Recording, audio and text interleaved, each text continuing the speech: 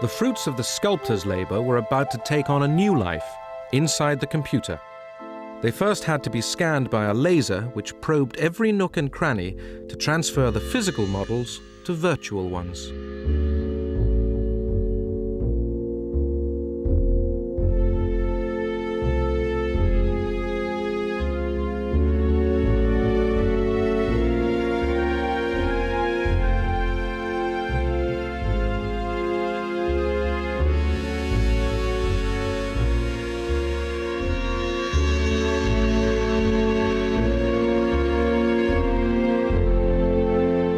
They would have to be taught how to walk, run, and swim.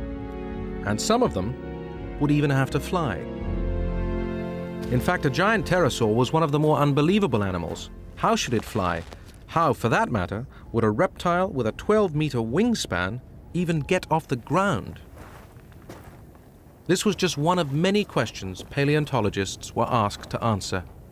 How on earth could an animal this size fly? It looks so massive, but in fact it's a bit of an optical illusion. This massive head here weighed very little indeed. In fact, the whole animal probably only weighed a few tens of pounds.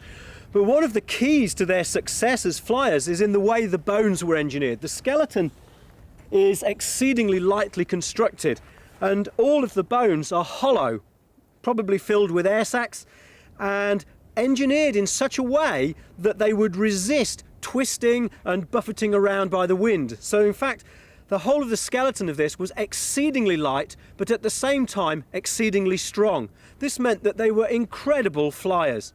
Well, the first thing that happened was that the paleontologists arrived en masse and told us what they knew about dinosaur movement, about the length of the bones, about the limits of motion of the skeletal structure. That's not the case. If you put the scapula onto the forelimb and articulate that whole thing, the links are almost equal, and it opens the door.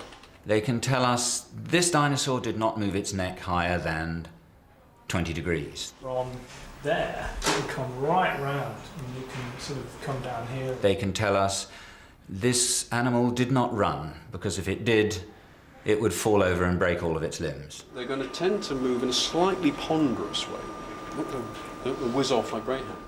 But when it finally comes down to it, it's up to the animators, because there's an awful lot they can't tell us. You can't learn that by looking at bones. You got to animate them. I think you guys just solved the problem. And so all this expertise was slowly put into practice as the characters were animated limb by limb. The pterosaur was shortly flying again, tentatively at first, but it would soon get the hang of it.